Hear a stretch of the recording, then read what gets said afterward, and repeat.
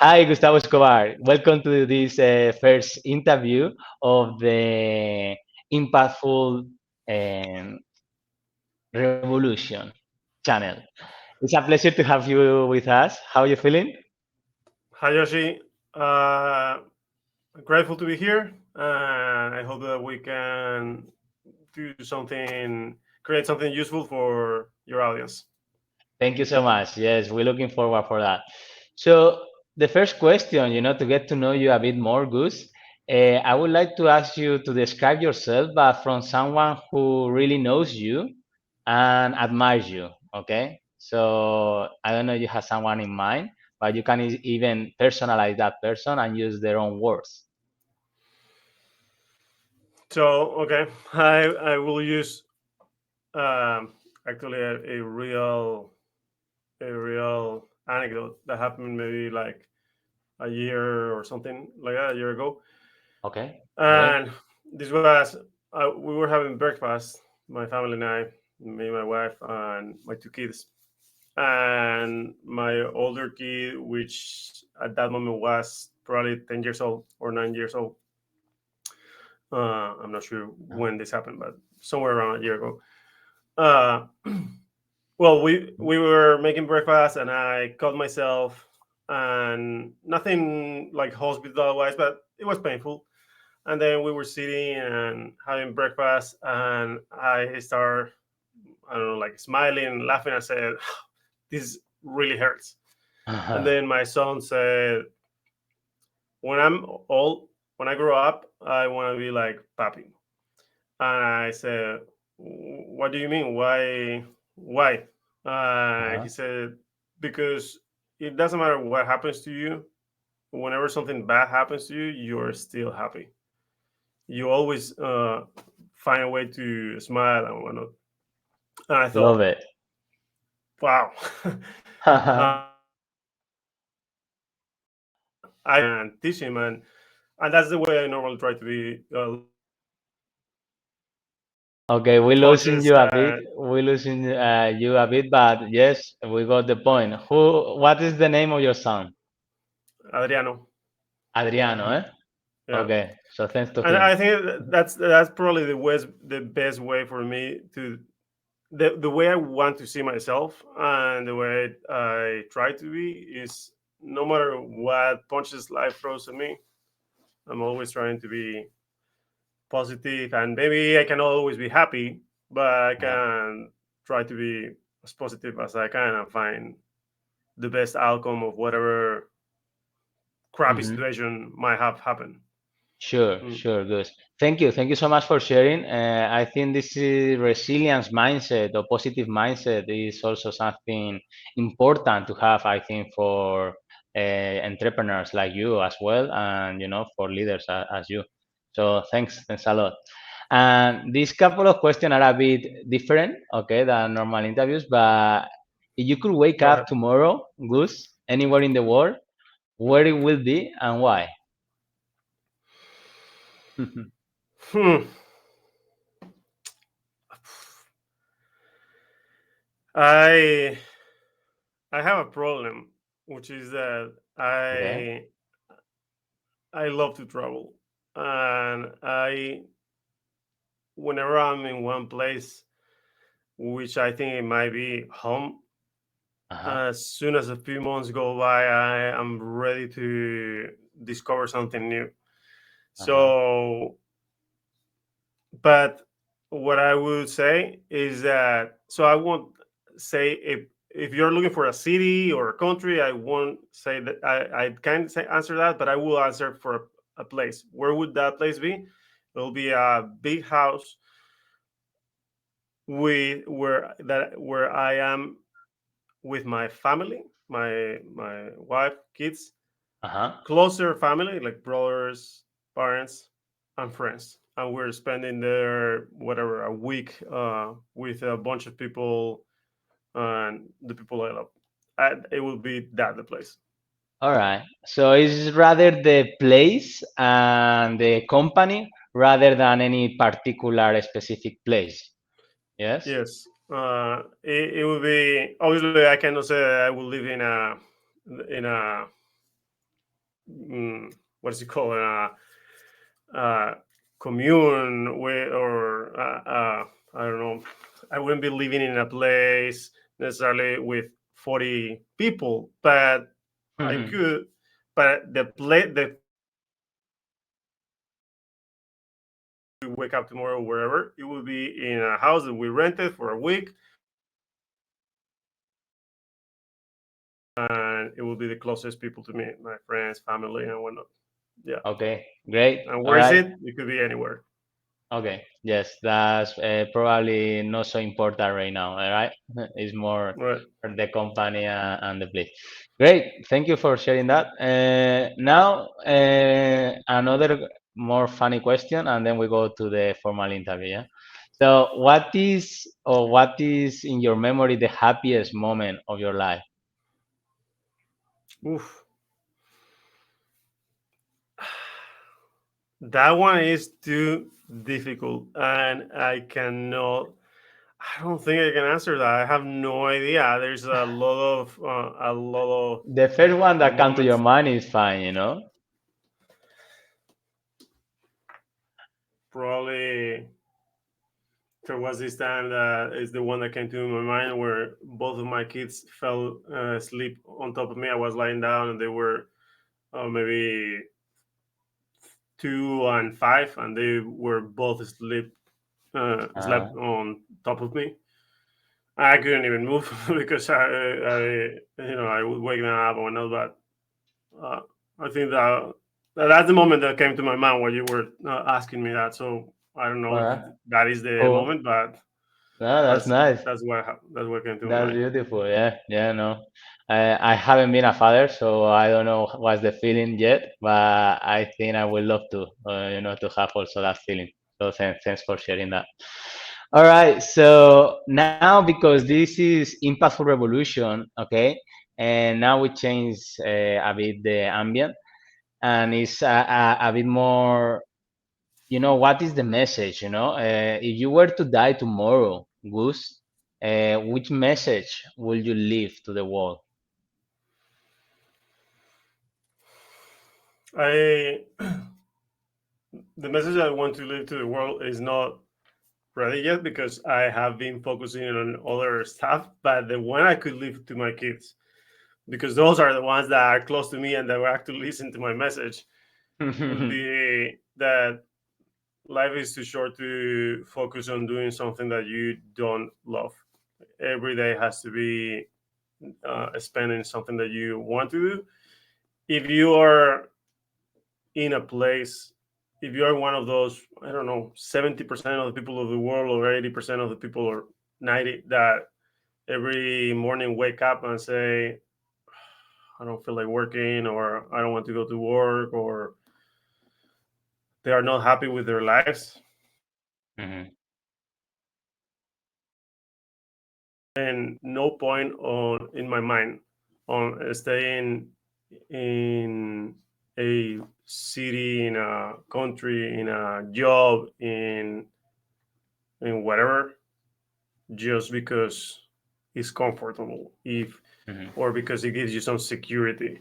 But if you don't love it, you shouldn't be doing it. Great, great. Thank you so much for sharing that. Actually, I was thinking like the message that you leave to your kids, which are the persons or the people that you love the most, is probably the one that you want to share with the rest of the world, right? So If I was. that's the one I would like to share with the rest of the world. The other thing is that I don't think that the rest of the world will listen yet. I'm not that big of an influencer, but that is the message that I would like. If I die in 10 years from now, I hope that I can have touched a million lives, and with that message, with just try to live the life that you want. It will Uh-huh. be difficult. Might have uh, problems in the way. You will have problems. You will face a lot of obstacles, but if it's what fulfills you, then Mm. you have to do it. And yeah, Definitely, definitely. I completely agree with you, Gus. And I love that message. And I also trying to share that message with everybody. And this Impactful Revolution channel is also about that, about sharing an entrepreneur and a startup mindset, so people can take more risks and do what they really want to do, yeah, and stop pretending or working for something that they don't feel like, Right. doing it. Great. So this goes to my next question, which is you are a LinkedIn lead generation expert, and you have taught more than 50,000, if I recall well, students already. I don't know if that number has increased now. Yes. Yes, has increased. Okay, what is the number, Gus? So right now we're probably in 60,000. 60,000. Okay, 10,000. Sure. Sorry about that, Gus. So, what is your why? Why you doing this? Which I love. I'm one of your students, and I love your work. So I I learned how to generate leads. I don't know, maybe a few years ago, mm, a decade ago, and and as an entrepreneur, when I was missing leads, it was extremely person. Sorry, can you repeat that last bit? We just lost you for a second, Oh, please. sure. So I worked for I had my own company for a while. Then I had to work as a salesperson, and then as an entrepreneur again. And in all the three situations, not having leads is the most stressful and difficult thing, Hmm. because if you don't have leads, that sales are hardly going to come. So at some point, I learned how to generate leads, and it was easier and easier and easier. And then a friend asked me to help him, and then one thing led to another, and then I started teaching people, and then I started seeing how a lot of entrepreneurs or salespeople were just like constantly sending me messages, thanking me, because all of a sudden their life was easier, because they were saving 20 hours per week, because they were having more whatever. And it's just extremely fulfilling when you're getting all those messages, and you know that you are helping so many people and touching so many lives with that. It's I would do it for free. Yeah, I mean, obviously, I want to get paid. Don't get me wrong, but And you but are. if I'm getting paid, but the reality is that if for some reason, um, let's say that there's a law that says that education, professional training cannot be sold anymore. It can only be free. I would do it. I would say, Mm, okay, well, if I cannot make money out of it anymore, uh, then I'll do it for free, because mhm. I love it. I truly love it. Mm. Okay, love it. Oh, love that thing. And it's connected to the question before, right? Doing what you love. It's not so Right. much about the money, it's more about the drive, right? The passion. Right. Uh, I think uh, that if you're doing something that you would not do for free, then you're not doing what you love. uh-huh. I totally agree. I'm not saying to do it for free. I don't do well. Sometimes I do it for free, but I mostly do it for to get paid. Uh-huh. But I would Of do it course. for free Yeah, if I could not get paid for it. yeah. Mm. Okay, great. Thank you. I share that opinion with you. Great.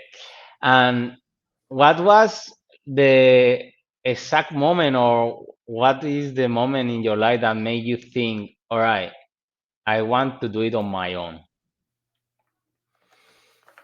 I actually wanted to have my own business probably since I was a little kid. Okay. My mom, I think, and my dad, they both, I don't know, they both.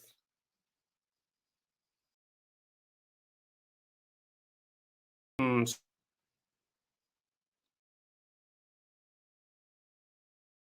We lost you for a bit, and I cannot hear you now. oh, Okay, my now. mom, Yes.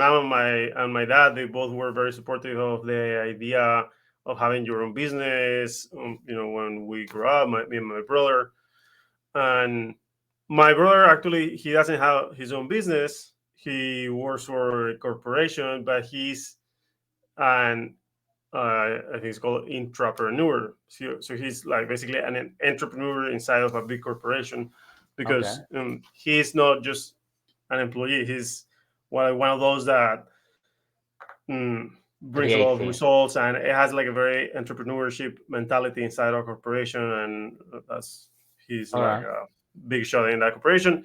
And in my case, since the beginning, I just moved for the having my own business. Uh, Okay. in fact, I've worked most of my professional years have been for myself rather than for someone else.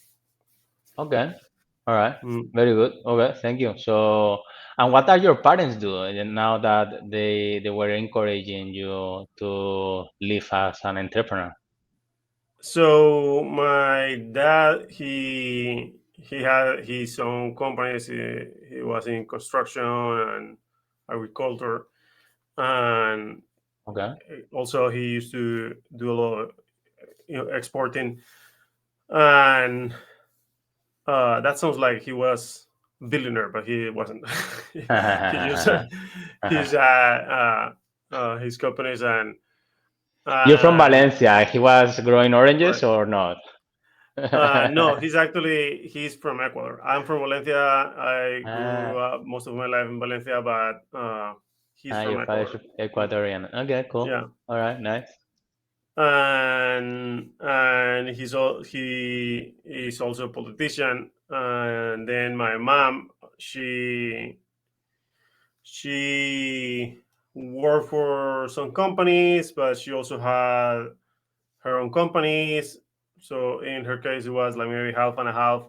And her companies, she had different things. For a while, she had a boutique, and then for kids clothing, and then at some point she had a marketing agency. All Mm. right. Okay, nice. Okay. Very different businesses, eh? But okay, Yeah. cool. Well, very interesting. Okay, good. So maybe it's related to them, but I don't know. As I will ask anyway. Gus, what was the person do you think that it has a big impact in your entrepreneur mindset? Maybe a mentor or maybe one of your parents? My apologies, Joshi. I lost you for a second. Okay. Who was the person that what? See, who was the person who influenced you the most or have a major impact in your mindset to become an entrepreneur? It was a mentor or it was one of your parents? I think probably my mom. Yeah, Okay, all yeah. I right. think it was probably her. Hmm. And yeah, no, for sure it was her. Yeah, No doubt, eh? No doubt. yeah. Probably in second place, my dad, because he uh, he was entrepreneur. He had his own companies when I was before my mom, and I could see his quote unquote freedom, quote unquote, because he actually had to work a lot.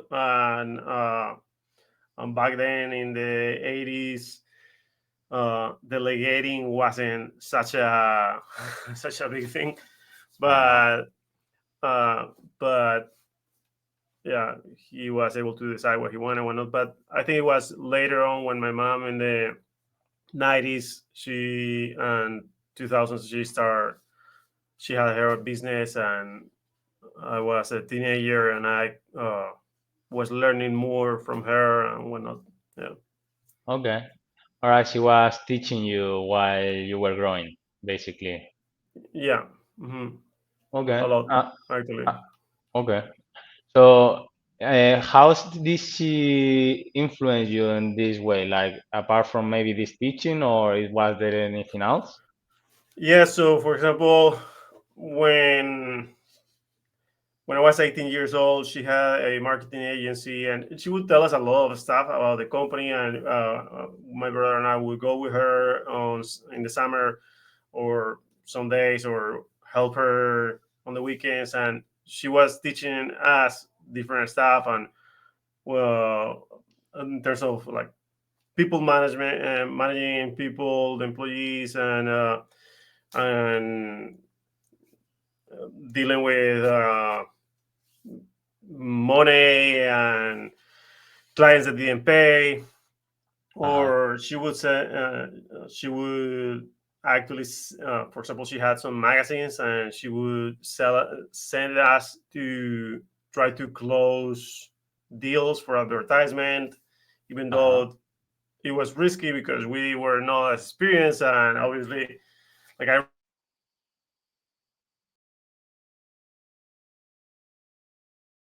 remember sitting of Coca-Cola Sorry, we lost you there after the advertising. No, I cannot hear you. I cannot hear you. Now I can hear now. you.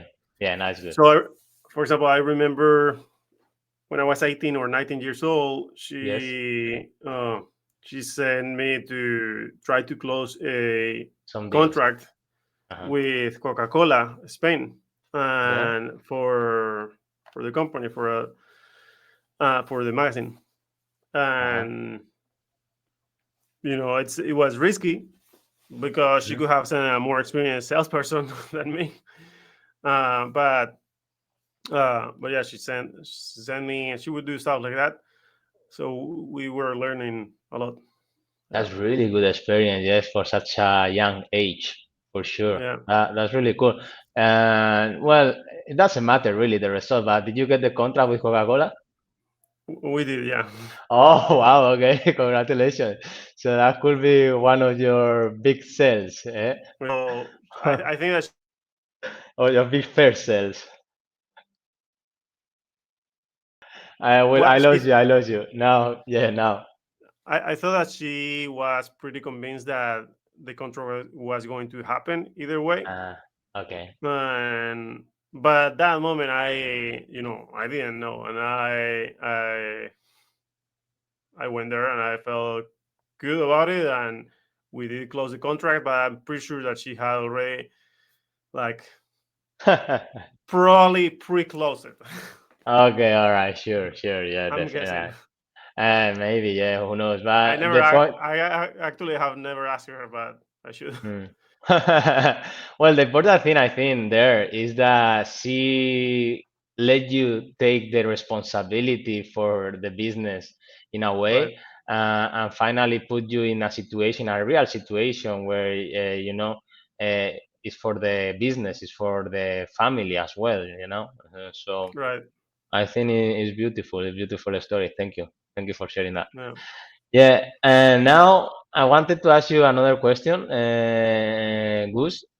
What is the best investment that you have ever done, either money, energy, or time, whatever? 100% without doubt or any hesitation. uh, Education. Keep Education. educating myself, keep learning, and keep training myself, and all the money and time that I invest in learning, or a new skill, or developing a new skill, or sharpening the skills that I already have. That's without a doubt the best investment in myself. Education, yeah. Mm. All right, great. And now that we are in this point about education, about the best investment that you do, how do you make these investments, or which are the top three investment that you've done? You mean like a specific Yes, a books or specific courses, education. or Yes, whatever you okay? it comes to your mind. Like, what is So your bigger top three of investment in education? okay, so maybe 5 years ago, I started learning everything about LinkedIn. Back Hmm. then, the LinkedIn experts were three different people. One of them was Trevor Turnbull. Another one was Josh Turner, and then there was also Lewis Howes. Uh, Okay. and about LinkedIn. So I already knew a lot about LinkedIn when I started taking their courses, but instead of me thinking that I knew everything, I prefer to keep developing my skills, and having their perspective allowed me to sharpen my skills and be able to teach better and implement better. Uh, so that would be one. Okay. Then another one, maybe 15 years ago, I don't know. I remember I read this book from Chet Holmes. It's called Uh-huh. Sales Machine, Sales Master Machine, Sales Machine, the Ultimate Sales Machine The from ultimate Chet sales Holmes. machine. Yeah, this is a relatively old book now, but in terms of sales, but oops, sorry about that. But Fine. that book made me love sales strategy. I That book made me realize that there is in sales. It doesn't matter if you've been doing sales for 10 years. There is always so much more than that you can learn. There is so many more strategies, and you always meet with these salespeople that have been doing it for 30 years, and at this point, there's nothing you can teach me. I've been doing this for 30 years, and it's such a big mistake. There is always stuff that you can learn. It doesn't matter. Like I don't think that anyone in the world has actually at this particular, well, maybe a few people, but I'm certain that I'm one of the top three people in terms of how many LinkedIn students uh, I have taught. But I Mm-hmm. still learn about LinkedIn. I still look what other people are teaching, because I can I cannot know everything. Maybe there is something new. Maybe there's a new strategy. Maybe there's some new technique or new perspective that could be useful. So I'm always trying to learn. And same. So this book, The Ultimate Sales Machine, made me understand that in terms of sales, that it doesn't matter how much you know about something, you can always learn more. And the book is not about that. The book is about it's about a Sales. particular strategy that he shares, but Uh-huh. it was so different than what I knew that it allowed me to understand also that. I take a note. I take a note. I will take a look for sure. Yeah. And the third one,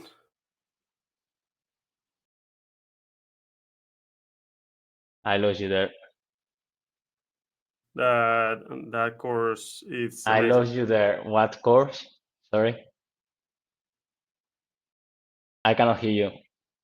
Jeff Walker, Now, Jeff Walker. Oh, yes. Yes, I yeah, know this one. product launch formula, yeah, that's The launch another formula. one.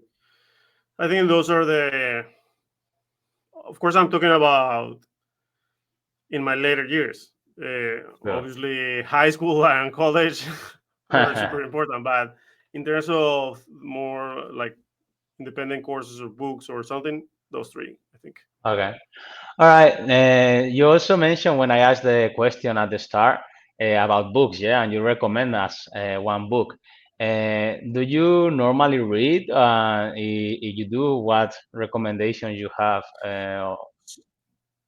So I normally listen to audiobooks because my Okay. eyesight is pretty terrible, and when I'm reading books is when I'm actually reading or reading anything, my eyesight is terrible. So I listen to audiobooks, and I have gotten used to listen to any book at uh, two times the speed. So I listen at 2x the speed, to Ah, 2x. okay. I didn't know you can do that So with books as well. Okay. yes, Interesting. with Audible you can, and it's for me it's great because it keeps me focused. I need to be paying complete attention to the book, and also if it's a 10-hour book, you can finish it in 5 hours, for example. Uh-huh. Uh-huh. Mm, uh, And right now I'm re-listening to, where's, let me tell you the exact title, because I love this book. I love it. Mm. Okay, It's great. called The Four Agreements. The Four Mm. Agreements. I think it sounds familiar. I think I read that one. Uh, the It's Four a short one, Agreements. right? Yes, it's pretty short. Mm. It's an And Spanish or Latin I author. think it's, yes, I think it's We lost you. he's from. Mm. We lost you. Uh, I don't know where he is from actually. The author What was the is author? Don Miguel Ruiz. Esa de Miguel Ruiz. Uh-huh. That's Mhm. it. I, Yeah, yeah. I read yeah. that one actually. It was funny because this book was in my previous company that I worked for, in Brighton office in UK. And I took it one day and I read it and it was really nice. Wasn't it's this Mm. really nice. I would I like to read actually it love again. that book. Yes, I I love love that it book. too. It's the second time I'm listening to it, or the third time. I think second. But I really like it. Hmm. Okay. Yeah. All right, Gus. We are 31 minutes, so we are a bit past of the time. I just wanted to ask you, is there any last message that you would like to share with entrepreneurs and, and startups that could make an impact to them? Mm. Yeah. There's this. I think I don't know if it was Tony Robbins or who said, Uh-huh. the, in 2 years from now, you will wish that you started today. So right now, maybe there's people that are super happy with what they're doing and everything is fine, and in their case, great, keep at it. But if you are not happy with your company, your business, your job, because it doesn't necessarily need to be people that work for someone else. I mean, I used to have my company in Spain and I hated going to work there Uh-huh. because I didn't like what we sold. I didn't like my company. So Yes. if you're not happy with what you're doing, uh, start changing something. And it might take 2 years. It might look like something to change. This is so difficult. I cannot do it. I have these debts. I have this that whatever. But start a path. Start with the first step. It might take 2 years. It might take three. But one thing is guaranteed, that if you start at some point, it will change. But if Mhm. you don't start, it will still the same, or it will get worse. Like Mhm. Tony Robbins says, massive action. Yes, massive Yeah. action in order to change your current reality and achieve your preferred reality, right? Thank you so much for sharing that, Gus. I love the interview. I felt really, really grateful I feel very grateful for your time and knowledge and all these lessons that we got from you. Thanks a Thank lot, you, Gus. Yoshi. It was Thank a you. pleasure to be here with you. Yes. Thank Talk you. to you next time. Cheers. Bye bye.